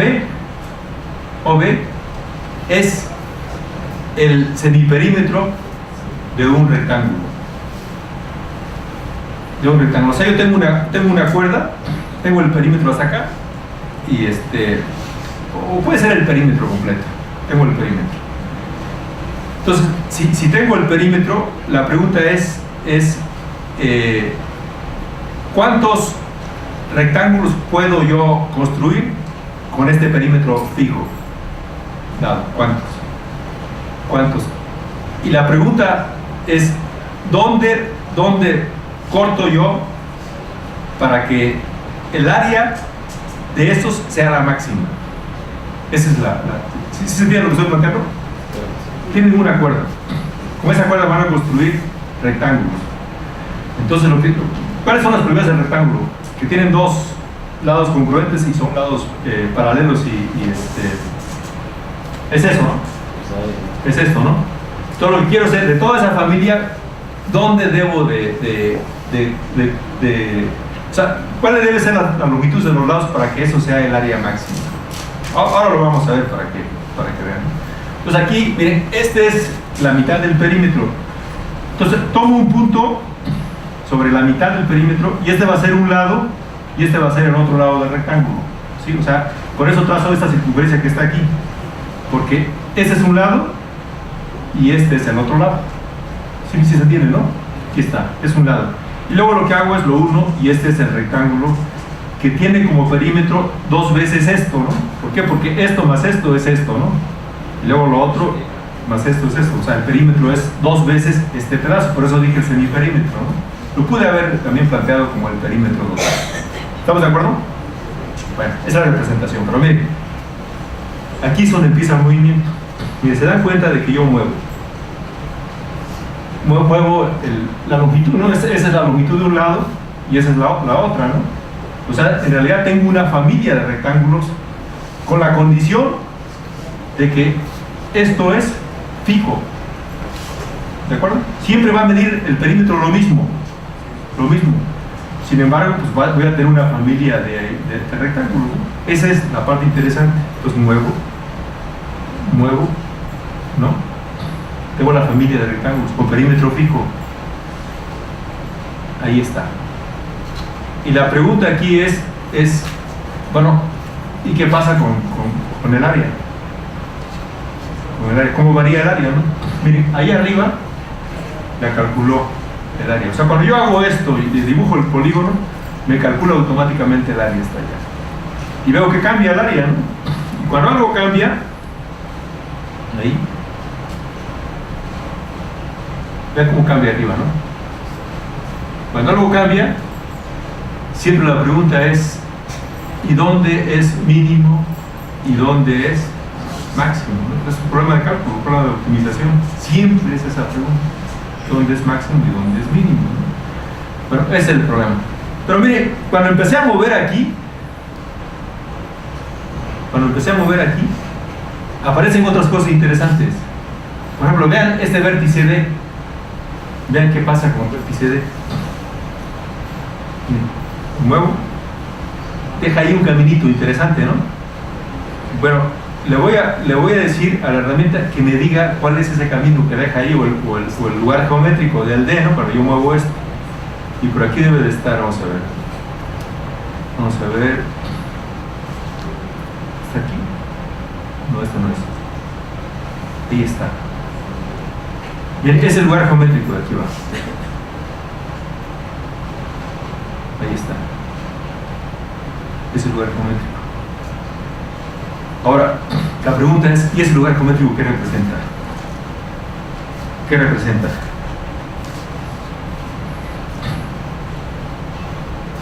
Bueno, eso lo vamos a ir estudiando. Pero es una pregunta inmediatamente así que uno se la plantea. ¿Qué representa esto? Que está aquí. Que está aquí. Y miren, ahí es clarísimo de que pues, hay una infinidad de rectángulos. ¿Por qué? Porque para cada punto que yo tenga sobre este segmento, siempre puedo construir una perpendicular hacia acá, otra perpendicular hacia acá, y eso es el rectángulo con perímetro fijo. O sea, todo rectángulo que yo pueda escribir de esta manera tiene el perímetro fijo, todo. O sea, hay una infinidad de rectángulos, una familia de rectángulos que la única condición es que tenga su vértice aquí y sea los lados perpendiculares a los ejes, ¿no? Ahí está. Miren, esto que está aquí está relacionado con la condición del perímetro. O sea, esto de ¿qué es el perímetro de un rectángulo? Si X y Y son los lados del rectángulo, entonces el perímetro va a ser 2 veces X más Y. y 2x más y es igual a p. P es el perímetro. Entonces esa es la ecuación de esta recta que está acá. O sea, el significado. ¿Qué es eso? ¿Cómo se conecta? Eso en lápiz y papel es muy difícil que el estudiante lo pueda. Aquí se plantea de manera natural, lo ve y se pregunta, ¿qué es eso? Eso es esa condición del perímetro. Bueno, seguimos. Mire, definimos este punto, que ya lo hice ayer también. Ese punto R. Ese punto R es una estrategia potente cuando uno usa la herramienta. Yo creo que es una de las estrategias más interesantes cuando estudia problemas de variación, y no solamente de problemas de variación, o sea, de otro tipo de problemas. Mire, ese punto R tiene de coordenadas esto que está aquí como X, y la Y, el área. Aquí está. A ver, aquí está 2.96, es lo que mide de aquí a acá. Y la Y, esta 9, es el área. Así la defino. Miren, eso me lo hace la herramienta. Lo único que tengo que meterle es hay una barra ahí que en la herramienta que se llama la barra de entrada, y uno tiene que declarar eso. Quiero el X de este punto, coma, el área, y me pone el punto. O sea, no necesito el modelo algebraico. Cuando ustedes estudian cálculo y piensan ese problema en términos de cálculo, necesitan el modelo algebraico. Aquí no lo necesito, solo necesito entender el problema, y la herramienta me ayuda, se comunica conmigo a través de la sintaxis que le planteo y me da. Detrás de eso viene el modelo, pero ahora no lo conozco el modelo de manera explícita. Ahorita lo vamos a conocer, pero ahorita no lo conozco, ¿no? Ahí está, que es una de las partes interesantes de la herramienta. Entonces, miren, si yo muevo esto, es dinámica, ¿no? Y genera algo ahí interesante, ¿no? Bueno, le pregunto qué es ese algo, ¿no? ¿Qué es ahí está. Ahí está. Esa es la gráfica del área de la familia de rectángulos que se genera cuando yo muevo el punto C. Esa es la representación gráfica, ¿no? Y aquí ya de manera clara, si quiero saber dónde el área es máxima, pues busco ahí donde esto sea máximo, ¿no? Entonces ya lo que trato de hacer es esto, es ahí va, más o menos, ¿no? Por ahí, ¿no? Más o menos, ¿no?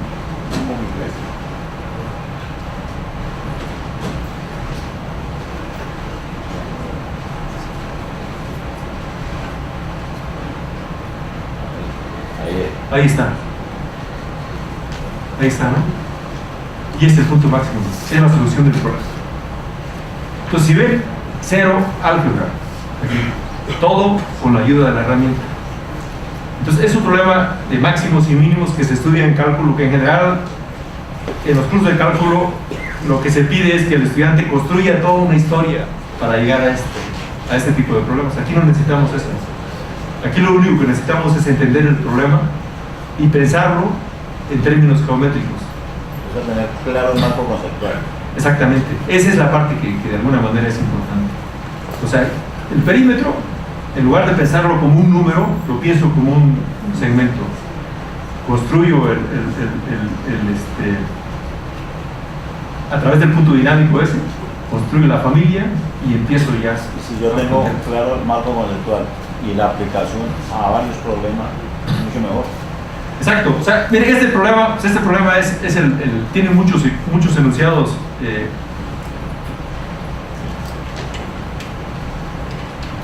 isomorfos, por ejemplo. Ese es el mismo problema que a lo mejor ustedes alguna vez han resuelto, que es ese problema de si yo tengo dos números reales cuya suma es fija, ¿cuáles son esos números para que el producto sea máximo? Es el mismo problema que este. El producto es el área, ¿no? Bueno, pero seguimos explorando, ya que tenemos esa construcción y eso, seguimos preguntándonos cosas. Entonces, por ejemplo, ¿qué pasa si yo le trazo esa es una tangente. Esa, o sea, si yo muevo aquí, es la recta tangente. Si yo la muevo aquí, ahí está. La recta tangente es esa. Eso también me lo hace la herramienta. Bueno, eso tiene una pendiente. Una pendiente aquí está el ángulo. La tangente del ángulo es la pendiente, ¿no? Entonces, ¿qué pasa cuando yo muevo el punto de tangencia? ¿Qué pasa cuando yo muevo el punto de tangencia? Ahí está, ¿no? Aquí. Voy.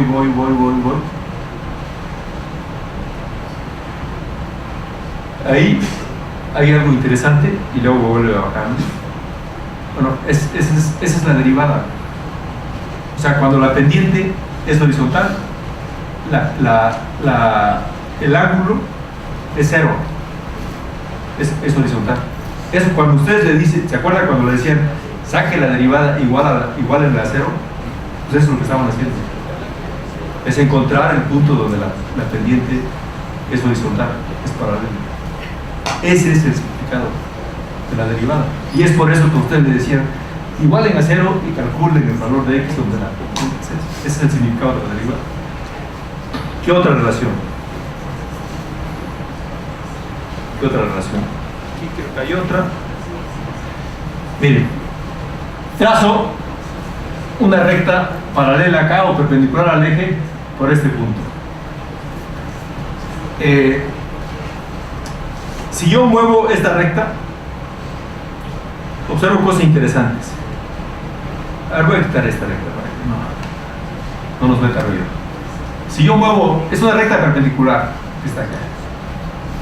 Si yo muevo esta recta, veo por ejemplo aquí que corta a la gráfica del área en dos puntos, ¿no? En dos puntos. ¿Qué quiere decir? ¿Qué quiere decir que en términos del problema que se corten estos dos puntos? Quiere decir que para este X el área del rectángulo va a ser esta que está acá, y para esta X el área del rectángulo que se forme, que está aquí, va a tener el mismo valor. A ver, vamos a hacerlo, ¿no? Aquí está. Miren, ahí está. Ahí es el rectángulo, ¿no? Y el área ahí más o menos es 484 visualmente, ¿no? Ahora, si yo me voy para acá,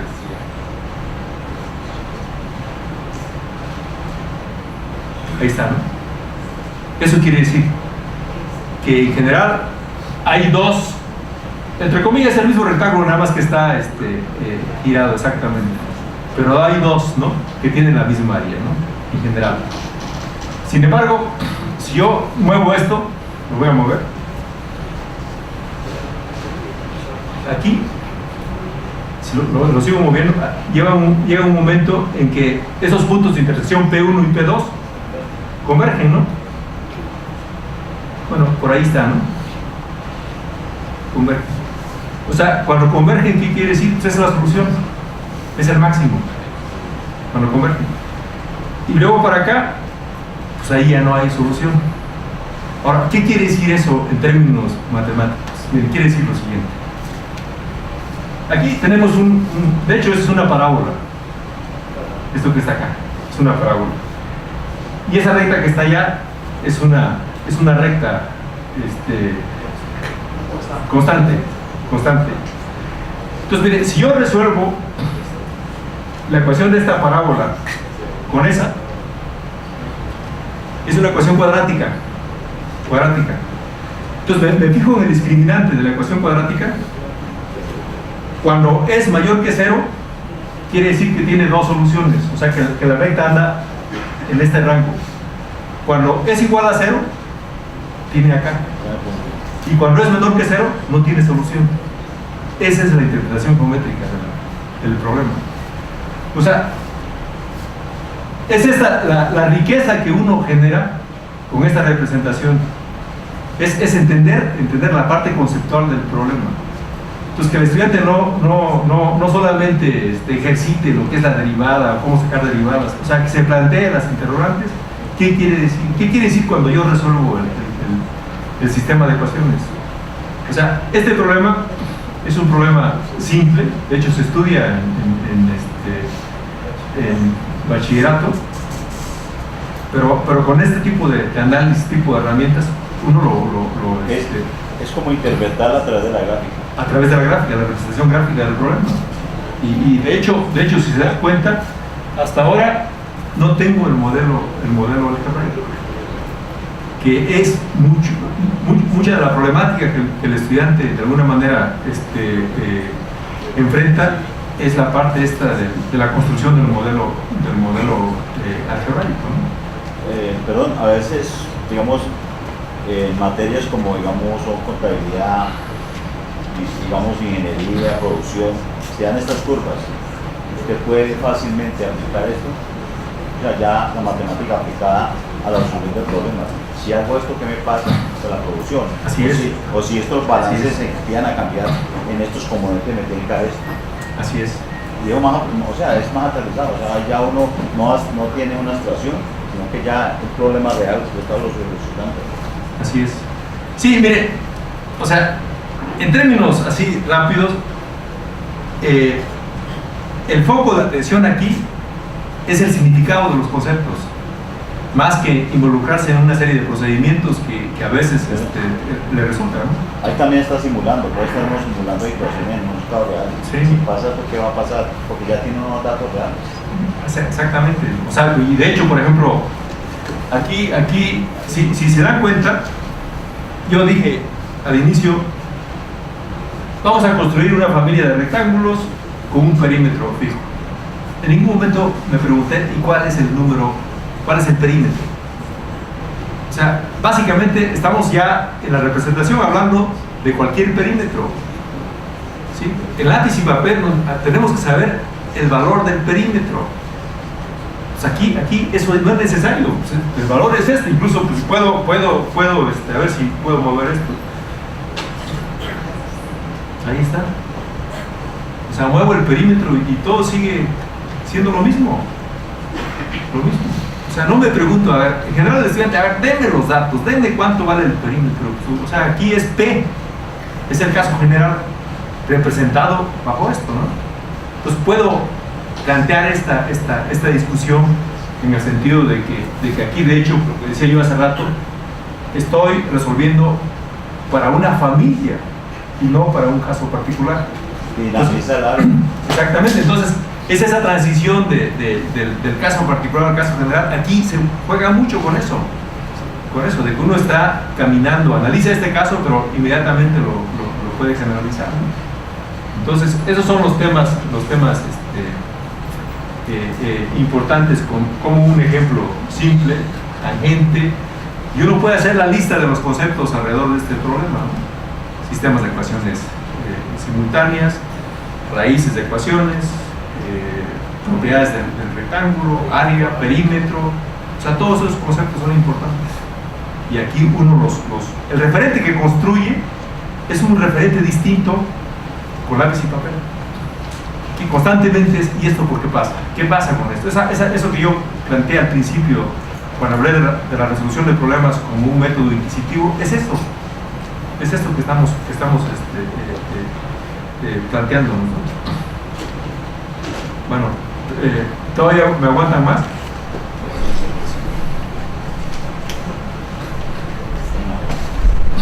Pero estamos en la segunda categoría. Vamos a hablar de otro problema. Vamos a hablar de otro problema. Así ya.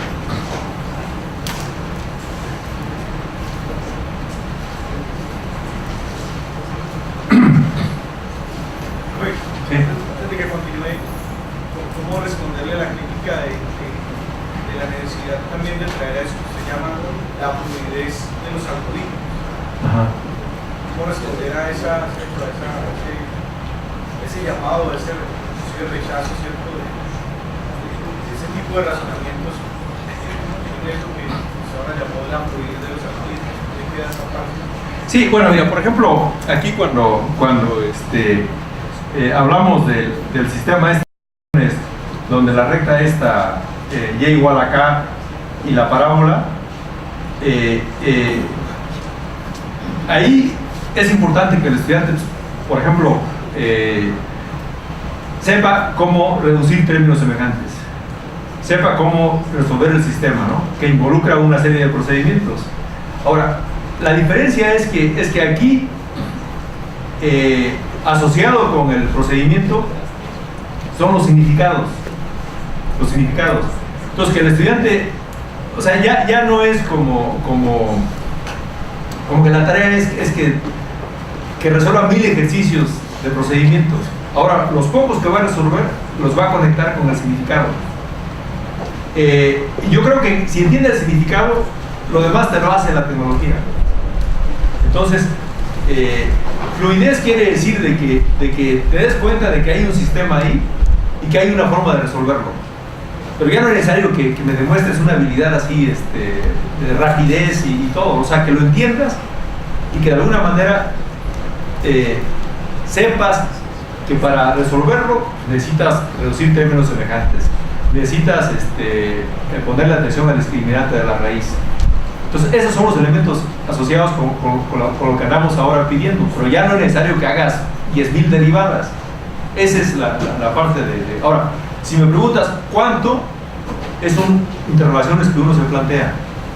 ¿Por qué? Porque la mayoría de los que estamos aquí, yo creo que el método fue ese de hacer ejercicios tras ejercicios y de alguna manera desarrollábamos cierta destreza para hacer las operaciones, ¿no? Ahora eso pasa ya a un segundo término, ¿no? Pero el significado es la parte más importante. Incluso muchas de la falta de motivación por parte de los jóvenes era eso, ¿no?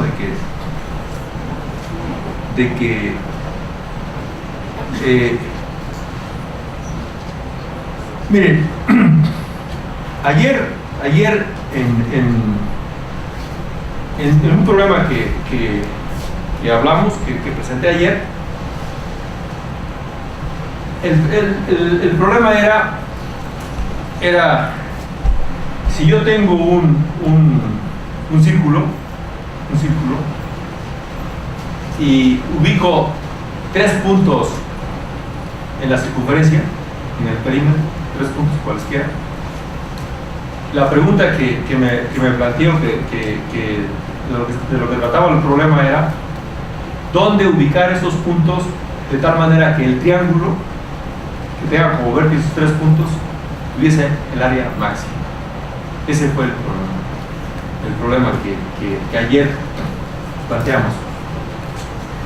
Y bueno, lo resolvimos con todo esto que ahora estoy aquí mostrando. Y llegamos a la conclusión de que el triángulo de mayor área era el triángulo equilátero. Esa era la solución. Entonces, miren, una pregunta que de hecho este problema que voy a poner aquí,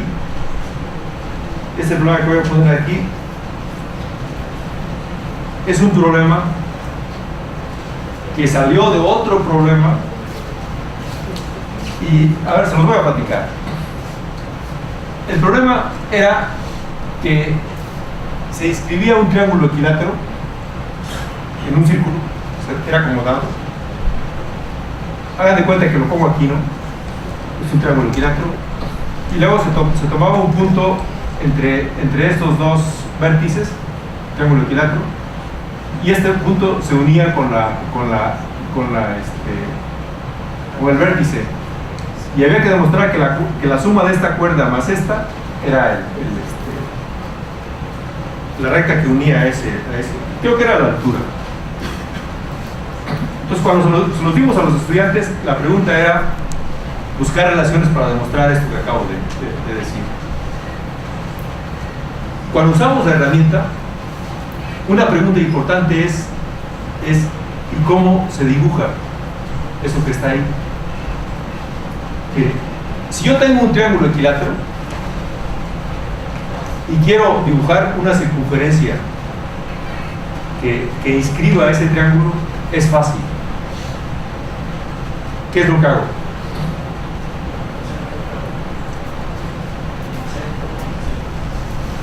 Es fácil, ¿no? Por las rectas notables. Dibujo y dibujo el triángulo. Pero si el problema es al revés, no es un problema trivial. O sea, si yo tengo un círculo y quiero inscribir un triángulo equilátero, no es tan simple el problema. Entonces, esos son dos escenarios interesantes. Pues miren, vamos a abordar ese problema si yo tengo un círculo, ¿cómo inscribo un triángulo equilátero? Es un problema simple, ¿sí? ¿Cómo inscribo un triángulo equilátero? Esto está conectado con algo que es importante cuando uno habla de resolución de problemas, y es el tema de pensar el problema de distintas maneras. Eso que recalqué hace rato cuando hablé de resolución de problemas. Pues vamos a jugar con esto. Miren, una primera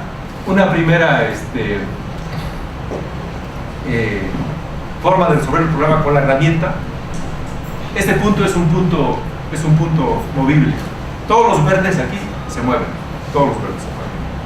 Entonces aquí yo muevo esto. Lo muevo.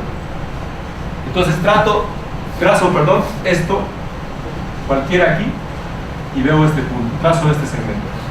Y luego lo roto 120 y luego lo roto otra vez. Aquí está.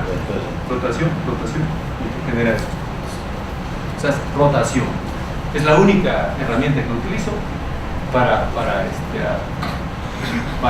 trazar el triángulo. Esa no es muy interesante, pero la herramienta me la da. A ver, aquí hay otra. Esto que está. La meta es la misma. Tengo el círculo dado, desde el rojo, y quiero ahora construir el triángulo equilátero. Entonces, ¿qué involucra esta construcción? Lo que agarro es, tomo como centro y trazo esa circunferencia, ¿no?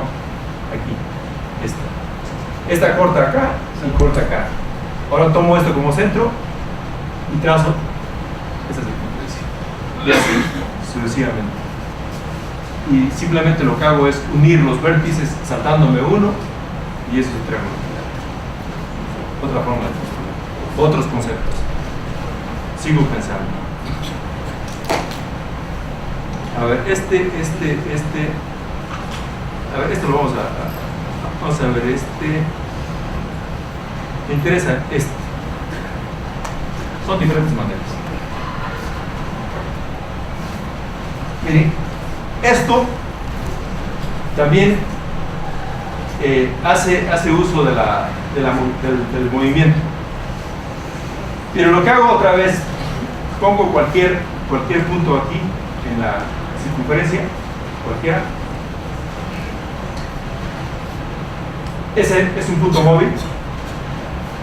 Y hago un triángulo, aquí construyo un triángulo equilátero cualquiera. Este es un triángulo cualquiera, de hecho aquí lo puedo mover. Lo puedo mover.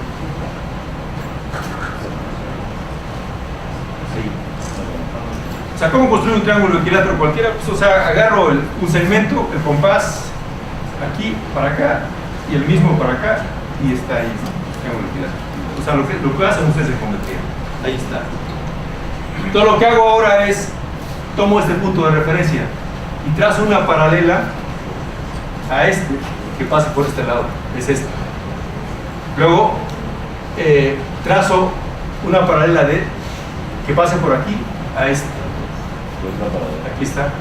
Luego esta otra paralela, y esto que está aquí es un triángulo equilátero hasta allá, no me pega en la circunferencia, pero ahora yo muevo y conozco el rastro que me va dejando, y ahí está la solución. Es el lugar geométrico, y ahí está la solución. Entonces, otros conceptos y otra manera de resolver el problema. La que me interesa una que me interesa, esta que está aquí. Esta que está aquí me interesa. Otra manera es exactamente el mismo problema. Es para mostrar esto de la importancia de pensar diferentes maneras de cómo resolver un problema. Porque cada manera involucra el uso de conceptos distintos. Miren, esta está muy relacionada con los lugares convénticos. Entonces lo que hago otra vez, este punto es un punto móvil, ahí está, es un punto móvil. Entonces miren, lo que hago es trazo ese segmento que está aquí, puede ser cualquiera, este de hecho también se puede mover, pero el que me interesa es este lo mantengo fijo, ahí está.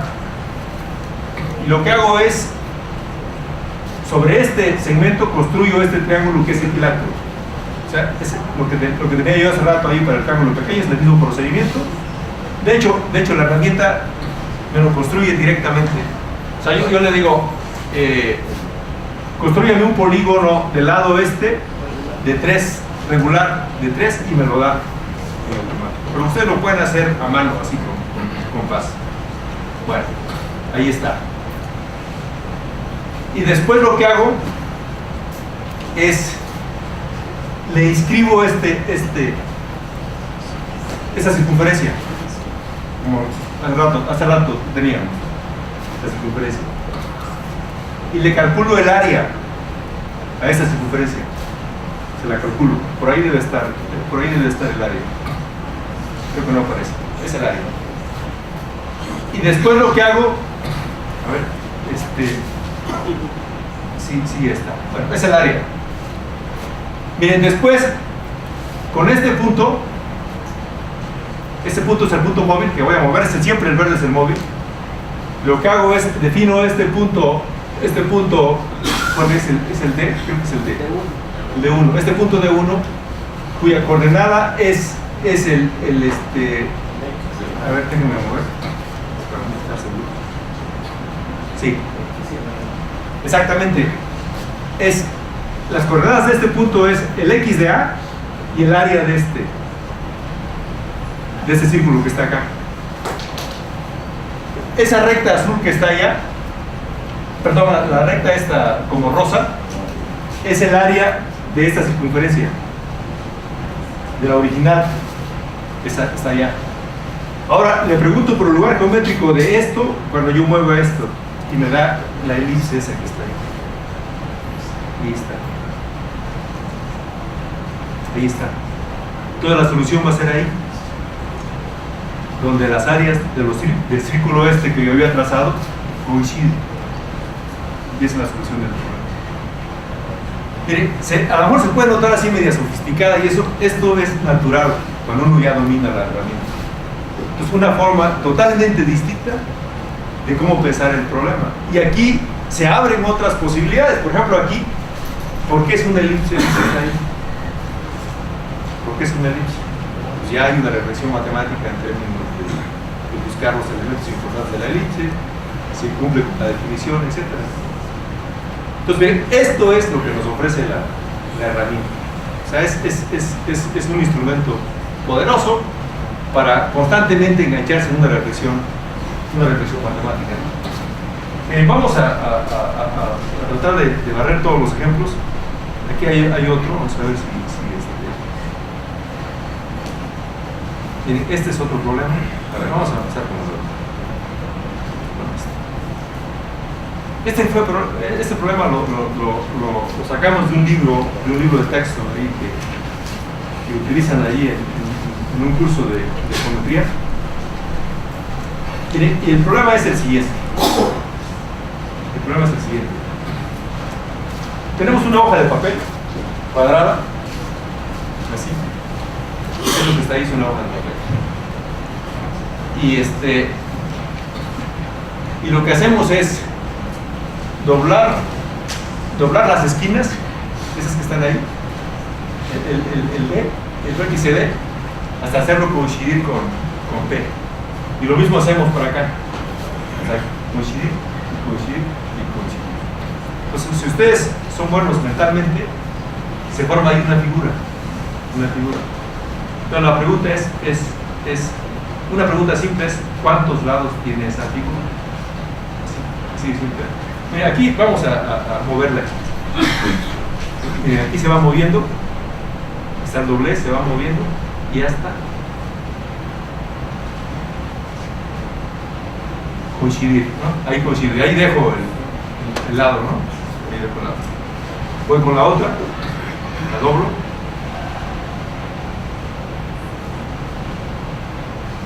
Y ahí está. No, voy con la otra. Y ahí está. Voy con el otro doblez.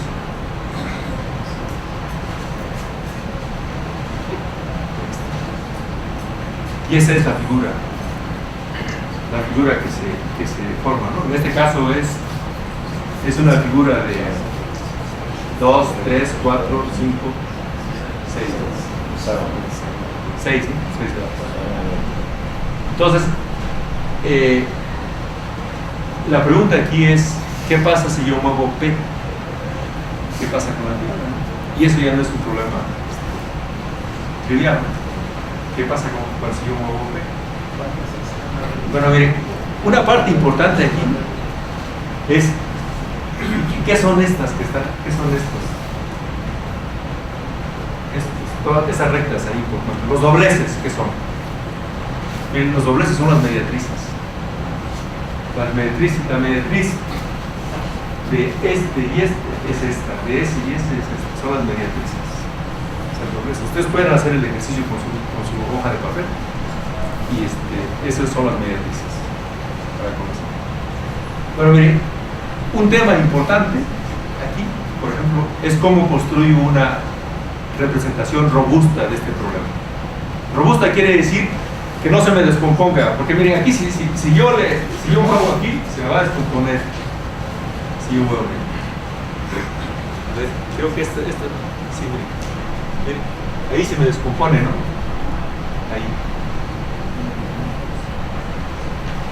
Ahí se hacen cosas raras. ¿Qué pasa? ¿Cómo construyo? Mira, ahí en el centro hay una como de... El centro siempre es un tema, un punto importante, ¿no? Bueno, ese fue uno de los temas interesantes. ¿Cómo construyo a partir de propiedades? Perpendicularidad, paralelismo, etc. Y esa es la segunda parte del problema. Aquí ya está robusto. Aquí está robusto. Entonces ya miren, aquí empiezo a mover y no importa dónde lo muevo, siempre ya tengo el polígono definido, no importa. Entonces se observa que cambia, ¿no? Por ejemplo, ahí tiene 5 lados. 5 lados. Y 5 y 6 lados, que si yo la cambio, ¿no? Puede ser 4, ¿no? Por ejemplo, en el centro, ¿no? Parece que hay 4 en el centro, ¿no? Ahí está. Entonces, la pregunta ahora es, ¿en qué regiones me produce un polígono de 5 lados? ¿En qué regiones coloco yo al punto G y me produce un polígono de 4 lados, de 5 lados, y en cuál de 4? Ese ya no es un problema trivial, pero la herramienta nos ayuda. Miren, aquí hay un comando de la herramienta. Bueno, aquí hay algo ahí interesante que nos sirve para detectar el movimiento, pero aquí hay una estrategia interesante de la herramienta que si yo muevo, miren, si yo muevo, me empieza a pintar. Vamos a ver, esto con la computadora es mucho más fácil, ¿no?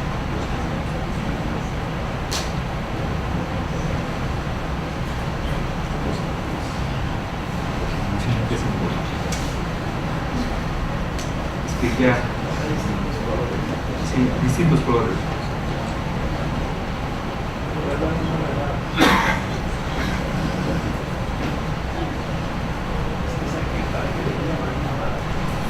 Sí, es que ya el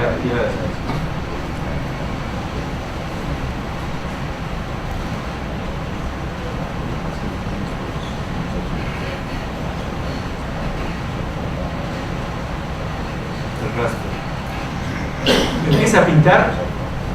O sea, los verdes tienen asociados en un número de lados, los rojos otro número de lados, y es una estrategia de la propia herramienta, ¿eh? Entonces, miren, básicamente esto se asocia con estas regiones. Las rojas se acotan ahí en estos pétalos, y las verdes son el otro. Esa es una estrategia de la herramienta. Entonces, ese es un problema que venía en un libro de texto y cómo se transforma en una actividad interesante. Entonces, eso es la herramienta los que nos permite hacer este tipo de cosas, ¿no? Entonces, miren, vamos a tomar el último para que dar oportunidad a las preguntas. El último, y voy a cerrar con unas conclusiones ahí. Mira, el último es cuando no hay ningún problema. Así que yo diga, aquí hay un cuadrado, hay que hacer esto, no hay nada. Aquí lo que hay son objetos que ustedes deciden qué objetos poner y empiezan a plantearse preguntas, ¿no? Entonces, miren, por ejemplo, aquí se ponen dos rectas paralelas. ¿Por qué paralelas? Porque así se me ocurrió. O sea, no hay más que... O sea, es eso. A alguien se le puede ocurrir otra configuración. Son configuraciones dinámicas. Ahí está. Dos rectas paralelas. A ver, ¿puedo mover esto? Ahí está. O sea, las puedo yo mover, pero siempre van a ser paralelas, ¿no? Siempre, son paralelas. Puedo yo mover aquí esto, siempre, ¿no? Pero son paralelas. Luego pongo ahí, a ver, por pasos, ¿no? Pongo ahí dos puntos. No, aquí ya me fui muy rápido, ¿no? Ubico dos puntos, el D y E. Aquí los ubiqué dentro de las paralelas, puede ser en cualquier posición, ¿no? O sea, también son puntos movibles. Ahí, cualquiera. Ahí. Los puedo sacar ahí, lo que sea. Luego trazo el paso 3, este es el simétrico. Es el punto E, y este es la recta, y este es el simétrico de este con respecto a la recta simétrica. O sea, eso lo puedo hacer así rápidamente con la herramienta, ¿no? Y luego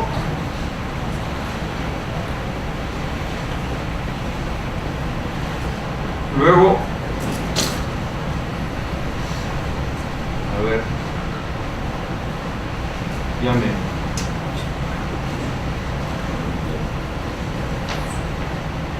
ahí está.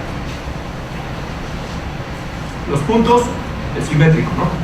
Y luego, miren, trazo las paralelas, las rectas. Esta que une al simétrico y a este punto que estaba acá, y corta una recta en F, ¿no? Es esta. Y trazo la otra recta también.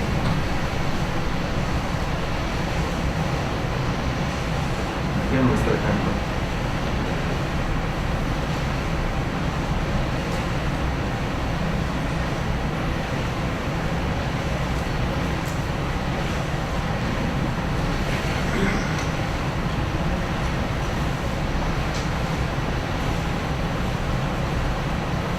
Ahí está. Trazo la otra recta esta que está acá y me dibuja este triángulo. La pregunta es, ¿qué tipo de triángulo es este? ¿Qué tipo de triángulo? Puedo mover yo este. Pues, ¿qué tipo de triángulo es? Es un triángulo isósceles. ¿Por qué es isósceles? Exactamente. Este es simétrico, ¿no? Quiere decir que este ángulo es lo mismo que este, ¿no? Por la simetría. Este es paralela, ¿no? Entonces este ángulo es el mismo que este, ¿no? Por ser alternos internos, ¿no? Este ángulo es el mismo que este, ¿no? El mismo que este, y este es el mismo que este. Entonces siempre es isósceles. Siempre es eso. Entonces, esas son las preguntas que se plantea uno. O sea, genera algo y la pregunta, ¿qué tipo de? ¿Y cómo lo explico? Bueno, ese es el argumento. Ahora, que sigo moviendo. Miren, ¿qué pasa, por ejemplo, ahora si yo muevo esto? ¿Qué pasa con F? Aquí está la respuesta.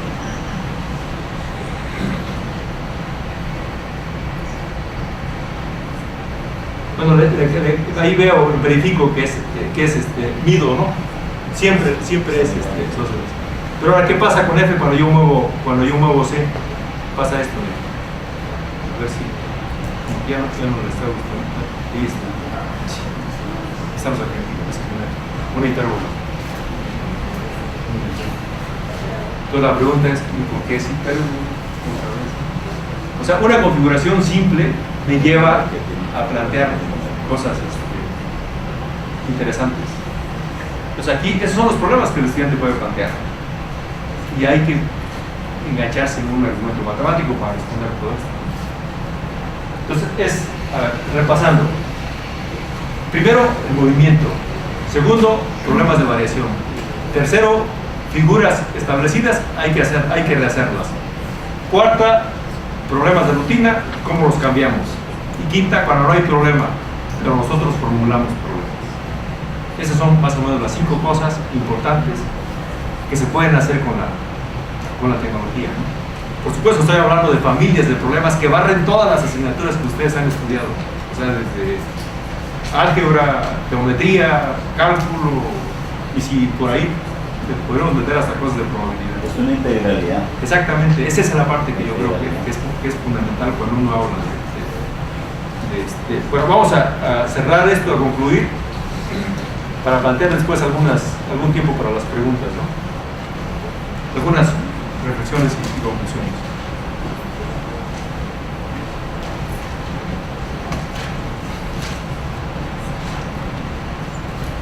Esto que estoy mencionando todo el tiempo es resolución de problemas, es dilemas, problematizar, preguntar. Eso es característico de cuando uno habla de la resolución de problemas.